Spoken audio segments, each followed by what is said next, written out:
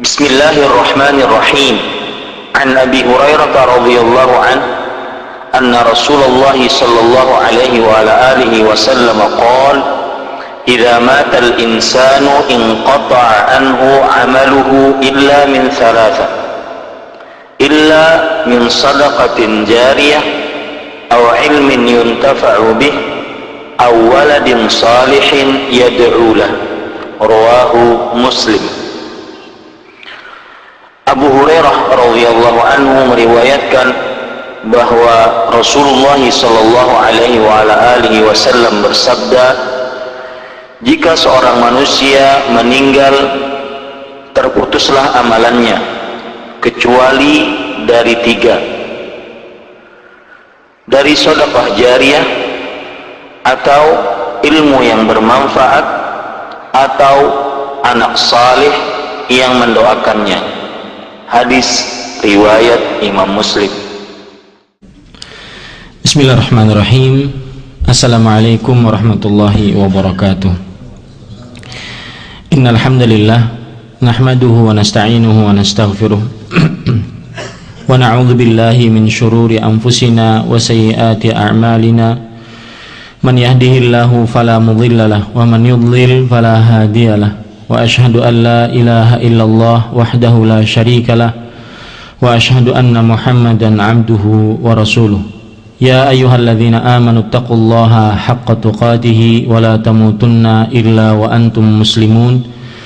Ya ayyuhan nasu taqu rabbakumul ladzi khalaqakum min nafsin wahidah wa khalaqa minha zawjaha wa batha minhuma rijalan katsiran wa nisaa'a wattaqullaha alladzi tasaaluna bihi wal arham innallaha kana 'alaikum raqiba. Ya ayyuhalladzina amanu taqullaha wa qulu qawlan sadida yuslih lakum a'malakum wa yaghfir lakum dhunubakum wa man yuti'illaha wa rasulahu faqad faza fawzan 'azima. Amma ba'du, fa inna asdaqal hadithi kitabullah wa khairal hadi hadi Muhammadin sallallahu alaihi wa ala alihi wasallam wa syarrul umuri muhdatsatuha wa kullu muhdatsatin bid'ah wa kullu bid'atin dhalalah wa kullu dhalalatin finnar. Ikhwani rahimanillah wa iyyakum, alhamdulillah kita bersyukur pada Allah Subhanahu wa taala pada pagi hari ini, hari Jumat tanggal 10 Safar 1432 Hijriah, kita duduk bersama kembali di dalam sebuah kajian Islam intensif dengan topik seputar hukum menghadiahkan amalan kepada mayat. Ini adalah pengajian kita yang ketiga. Dengan nama-nama Allah yang husna dan sifat-sifatnya yang ulia, saya berdoa semoga apa yang kita lakukan sekarang ini termasuk amal ibadah yang ikhlas dan diterima oleh Allah Subhanahu wa ta'ala, dan kita bisa mendapatkan ilmu yang bermanfaat serta bisa mengamalkan apa yang telah kita ilmui. Allahumma amin. Salawat dan salam semoga selalu Allah berikan kepada Nabi kita, junjungan kita, Nabi Muhammad sallallahu alaihi wa alihi wasallam, kepada keluarga beliau, para sahabat, serta orang-orang yang mengikuti beliau sampai hari kiamat kelak. Ikhwani rahimanillah wa iyyakum, sekarang kita membahas permasalahan yang kelima seputar hukum membaca Al-Quran dan menghadiahkan pahalanya untuk mayat. Jadi permasalahan kita adalah seputar hukum seseorang membaca Al-Quran kemudian menghadiahkan pahalanya untuk si mayat. Permasalahan pertama yang disebutkan dalam materi, hukum membaca Al-Quran atas ruh mayat. Artinya apa? Kalau seandainya ada orang berbicara misalkan ila ruhi fulan, ya, bacaan ini adalah untuk ruhnya si mayat, untuk ruhnya, perkataan ruhnya ini untuk ruhnya si mayat. Misalkan bacaan Yasin kita ini untuk ruhnya si mayat, bacaan surat Al-Baqarah kita ini untuk ruhnya si mayat, ya, maka inilah yang akan kita bicarakan para ikhwan yang dirahmati oleh Allah Subhanahu wa taala. Ketahuilah bahwasanya tidak ada dari para ahli fikih terdahulu rahimahumullah yang saya ketahui membicarakan tentang bacaan Al-Quran untuk ruh si mayat. Hukum membaca Al-Quran untuk ruh si mayat. Yang ada di dalam pembicaraan kitab-kitab fikih adalah hukum membaca Al-Quran untuk mayat, bukan untuk ruh mayat. Membaca Al-Quran untuk apa? Ruh mayat. Maka oleh sebab itu para ikhwan yang dirahmati oleh Allah Subhanahu wa taala, yang akan saya tekankan di sini, karena para ulama fikih tidak membicarakan membaca Al-Quran dan menghadiahkan pahalanya untuk ruh mayat, maka saya tidak membicarakan itu, karena para ahli fikih tidak membicarakan itu. Kita sekarang membicarakan hukum membaca Al-Quran untuk mayat. Artinya pahala bacaan Al-Quran yang kita baca itu kita hadiahkan kepada si mayat. Dan dua permasalahan berbeda, yaitu hukum membaca Al-Quran kemudian pahalanya kita hadiahkan kepada ruh mayat, dengan hukum membaca Al-Quran dan pahalanya kita hadiahkan kepada mayat. Dua-duanya berbeda. Yang akan kita bicarakan adalah ketika para ahli fikih membicarakan tentang hukum membaca Al-Quran dan pahalanya dihadiahkan kepada siapa? Kepada mayat. Terdapat beberapa pendapat, ya, terjadi perselisihan pendapat. Pendapat yang pertama mengatakan boleh membaca Al-Quran atas mayat, dan ini adalah mazhab Hanafi kemudian mazhab Hambali, kemudian generasi terakhir dari mazhab Maliki, ya, dan juga generasi terakhir dari mazhab Syafi'i. Dan ini adalah pendapatnya Imam Asy-Syaukani rahimahullah dan Ibnul Qayyim rahimahullahu ta'ala. Mereka berdalil dengan beberapa dalil. Jadi pendapat yang pertama adalah boleh, ya. Mereka berdalil dengan beberapa dalil. Kata mereka boleh membaca Al-Quran dan menghadiahkan pahalanya kepada mayat dengan dalil yang pertama, yaitu dalilnya sebuah hadis yang diriwayatkan oleh Imam Abu Daud dan Imam Ibnu Majah dari Ma'qil ibni Yasar radhiyallahu anhu, Rasulullah sallallahu alaihi wasallam bersabda, "Iqra'u Yasin ala mautakum." Artinya bacalah Yasin kepada mayat-mayat kalian. Mereka mengatakan hadis ini menunjukkan Nabi Muhammad SAW telah memerintahkan untuk membaca Yasin kepada mayat, dan hadis ini jelas, ya, artinya jelas dalam pendalilannya, kata mereka. Tetapi para ikhwan yang dirahmati oleh Allah Subhanahu wa taala, kita katakan hadis ini pernah kita bahas di pertemuan sebelumnya, bahwasanya di dalam hadis ini ada 3 cacat. Yang pertama yaitu di dalam sanadnya ada seorang yang bernama Abu Uthman, dan dia keadaannya adalah majhul, sebagaimana yang disebutkan di dalam kitab Tahdzibut Tahdzib dan juga Mizanul I'tidal, ya, kitab-kitab tentang perawi-perawi hadis, bahwasanya ini perawi lemah atau ini perawi tidak diketahui, ini perawi thiqah, itu disebutkan di dalam kitab Tahdzibut Tahdzib atau Mizanul I'tidal. Di dalam cacat yang kedua yang dimiliki oleh hadis ini adalah di dalam sanadnya juga ada bapaknya Abu Uthman, dia juga derajatnya majhul. Cacat yang ketiga, hadis ini adalah hadis yang muttarib, artinya hadisnya tidak tetap, hadisnya muttarib, sebagaimana perkataan Ibnu Hajar rahimahullahu taala di dalam kitab beliau At-Talkhisul Habir. Ini sebuah kitab yang membicarakan tentang derajat-derajat hadis secara mendetail sekali. Kata Imam Ibnu Hajar rahimahullah, dan saya mohon maaf kepada bapak-bapak sekalian kalau seandainya saya agak sedikit detail dalam pembicaraan tentang hadis dalam kajian ini, karena biar bisa menjadikan pelajaran bagi kaum muslimin bahwasanya hadis yang kita hadapi sekarang ini bermasalah. Kata Imam Ibnu Hajar rahimahullah yang bermadzhab Syafi'i, kata Imam Ibnu Hajar, a'allahu Ibnul Qattan, artinya hadis ini dicacatkan oleh Ibnul Qattan. Ibnul Qattan itu yang bernama Yahya ibn Sa'id Ibnul Qattan, orang yang meninggal pada tahun 1992 Hijriah, ya. Beliau adalah salah seorang ulama yang perkataannya dikumpulkan dalam rangka untuk menetapkan si perawi ini benar, si perawi ini thiqah, si perawi ini lemah. Ini salah satu orang yang termasuk di dalamnya, yaitu Yahya ibn Qattan Yahya ibn Sa'id ibn Qattan rahimahullahu taala.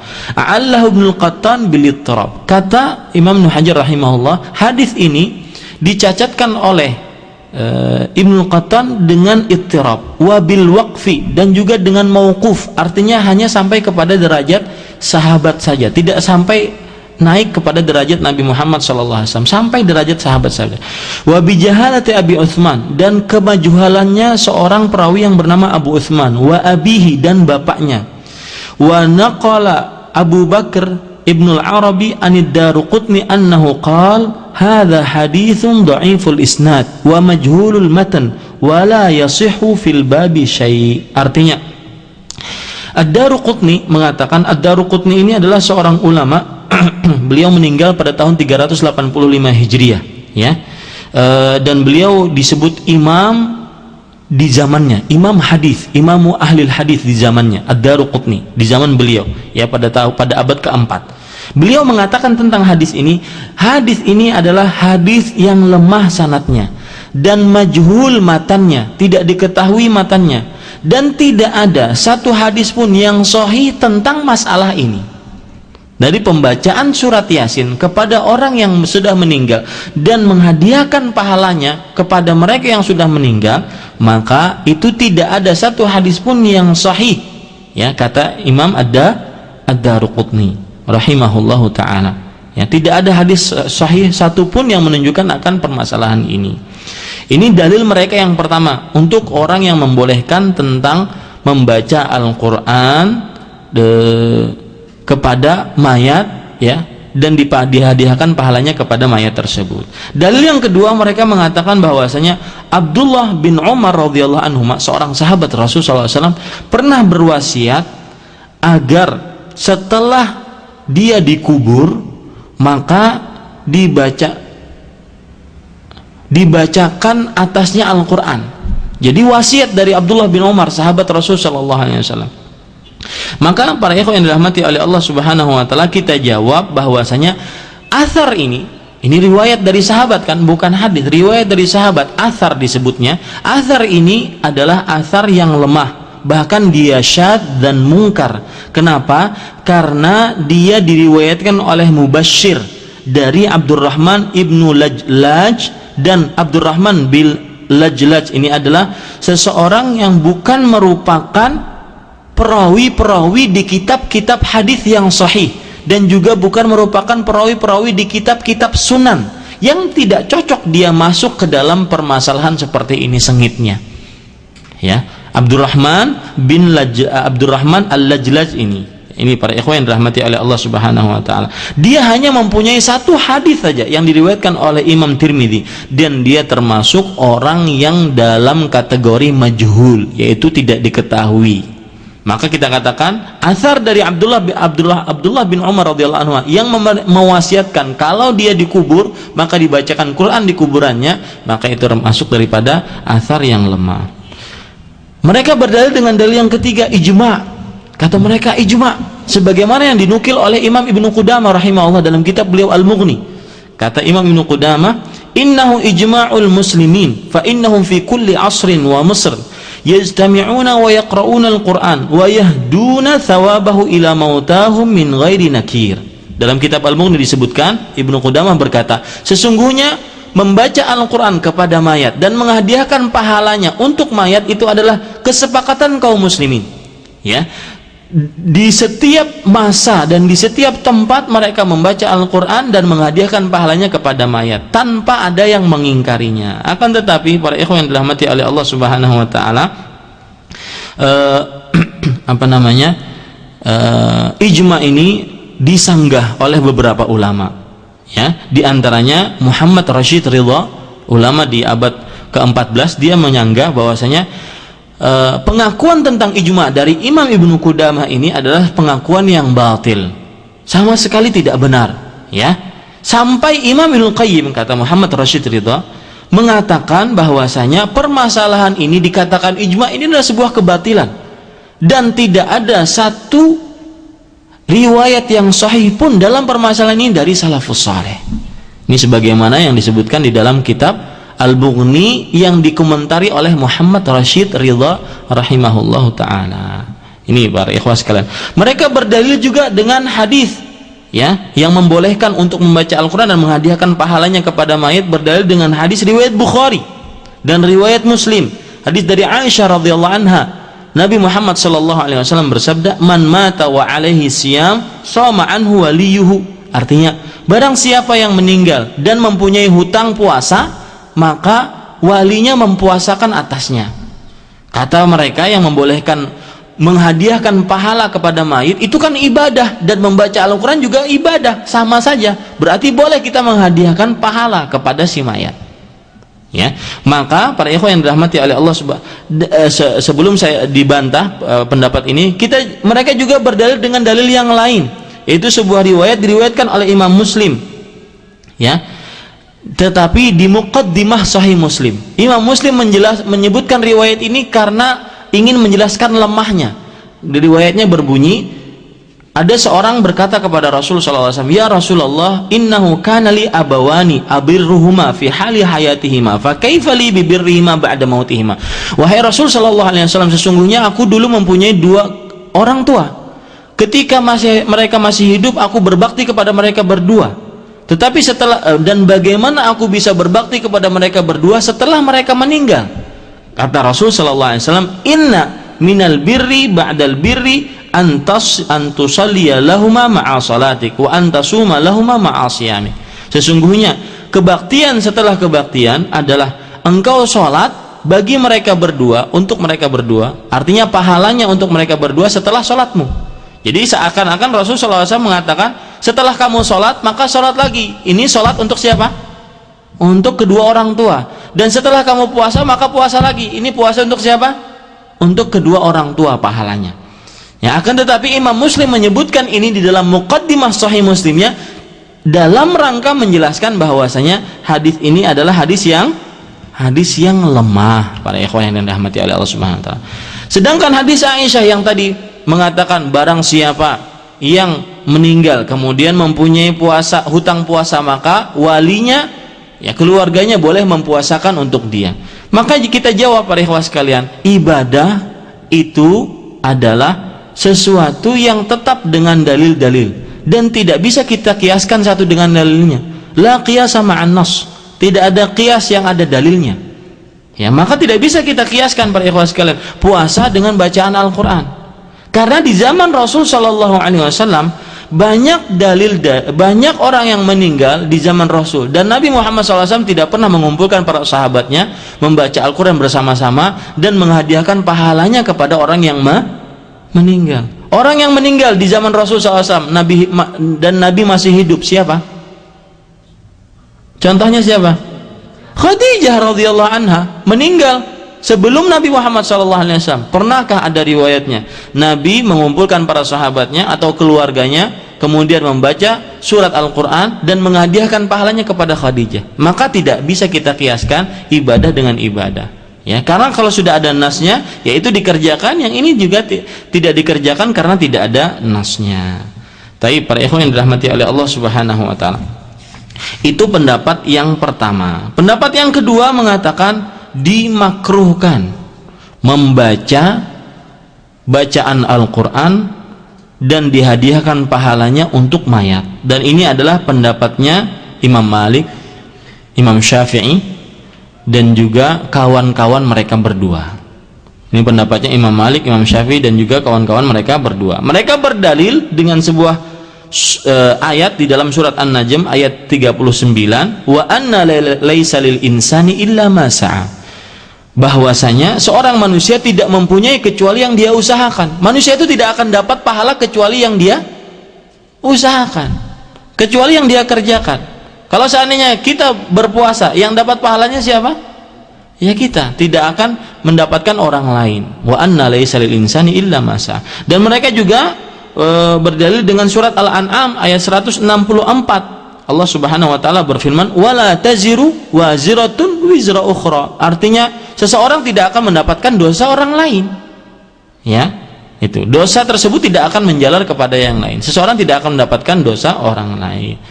Mereka juga berdalil dengan sebuah ayat, para ikhwan yang dirahmati, sebuah hadis diriwayatkan oleh Imam Muslim, idza matal insanu inqata'a amaluhu illa min thalathatin. Jika seorang manusia meninggal, maka amalannya terputus kecuali dari 3 perkara.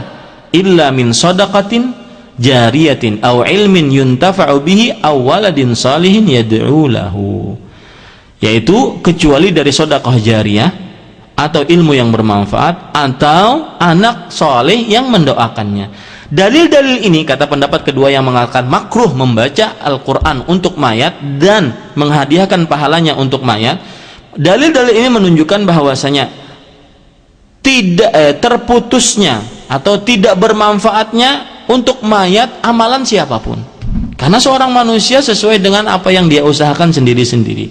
Maka tidak boleh ya seseorang menghadiahkan amalannya kepada orang lain. Ini menurut pendapat yang kedua. Ya, pendapat yang ketiga mengatakan membaca Al-Quran terhadap mayat dan pahalanya diberikan kepada mayat adalah bid'ah mungkarah. Ini adalah perbuatan bid'ah, sesuatu yang mengada-ngada dalam agama Islam, yang buruk, yang tidak ada dasarnya dari Al-Quran atau sunnah-sunnah Nabi Muhammad SAW. Ini adalah pendapatnya ulama-ulama peneliti seperti Ahmad bin Abdul Halim, Syekhul Islam Taimiyah rahimahullah ta'ala, kemudian Al-Fairuz Abadi, kemudian juga Al-Albani rahimahullah ta'ala, dan ulama-ulama yang lainnya. Wallahu a'lam. Pendapat yang rajih dari tiga pendapat ini, wallahu a'lam, para ikhwan yang dirahmati oleh Allah Subhanahu wa taala, adalah pendapat yang ketiga, bahwasanya membaca Al-Quran terhadap mayat dan menghadiahkan pahalanya untuk mayat, maka ini adalah sesuatu yang mengada-ngada, tidak pernah ada dalil yang menunjukkan akan hal itu. Satu. Yang kedua, tidak ada pekerjaan dari salafus saleh yang menunjukkan akan hal itu, padahal memungkinkan mereka untuk mengerjakan hal tersebut. Dan juga ini adalah perkara ta'abbudi, perkara yang berbentuk ibadah, ya, tidak boleh kita tetapkan kecuali ada dalilnya dari Al-Quran. Ya, membaca Al-Quran ya tidak tetap di dalam sebuah perkara, baik membaca Al-Quran, maksud saya membaca Al-Quran dan menghadiahkan pahalanya untuk mayat, tidak ada ketetapannya baik dari Al-Quran atau sunnah ataupun dari pekerjaan para salafus saleh, yaitu para sahabat radhiyallahu anhum ajma'in. Tapi para ikhwan yang dirahmati oleh Allah Subhanahu wa taala, mungkin ada yang mengatakan kepada kita, para sahabat mungkin tidak mau membicarakan amalan itu karena mereka orang-orang yang senantiasa menyembunyikan amalannya. Paham maksud saya? Ya, para sahabat mungkin tidak mau menceritakan itu karena para sahabat adalah termasuk orang-orang yang senantiasa menyembunyikan amalannya. Maka kita jawab, para ikhwan yang dirahmati oleh Allah Subhanahu wa taala, tidak ada sebuah bagian dari bagian ibadah yang disyariatkan kecuali telah dinukilkan oleh para sahabat kepada kita. Bahkan sampai sedekah yang semestinya harus disembunyikan, diberitahukan oleh para sahabat Nabi Muhammad sallallahu alaihi wa ala alihi wasallam. Ini para ikhwan yang dirahmati oleh Allah Subhanahu wa taala. Jadi yang benar wallahu alam adalah ya, tidak ada pendapat yang mengatakan membaca Al-Quran atas mayat atau pahalanya dihadiahkan kepada mayat atau kepada ruh mayat, maka ini termasuk bid'ah, sesuatu yang mengada-ngada, yang adanya hanya di generasi-generasi terakhir sekarang ini. Walaysa 'alaiha dalilun minal kitabi was sunnah wala naqlun 'anis sahabah radhiyallahu anhum, dan tidak ada dalil atas permasalahan ini baik dari Al-Quran atau sunnah atau perkataan atau dinukilkan dari seorang sahabat. Ini para ikhwan yang dirahmati oleh Allah Subhanahu wa taala. Permasalahan selanjutnya, hukum membaca Al-Fatihah atas ruh mayat, baik itu sendiri ataupun secara berjamaah di perkumpulan atau kesempatan-kesempatan. Biasanya kan ala hadhihin niyyah Al-Fatihah, ya, kemudian tsummal Fatihah, kemudian wa kadzalikal Fatihah, bahkan kadang-kadang sampai 5 kali. Ya, maka perbuatan seperti ini, sekali lagi para ikhwan yang dirahmati oleh Allah Subhanahu wa taala, juga pendapat yang rajih wallahu alam, kita tidak dapati contohnya dari Nabi Muhammad sallallahu alaihi wa ala alihi wasallam. ya. Dan Nabi mengatakan, dan Allah Subhanahu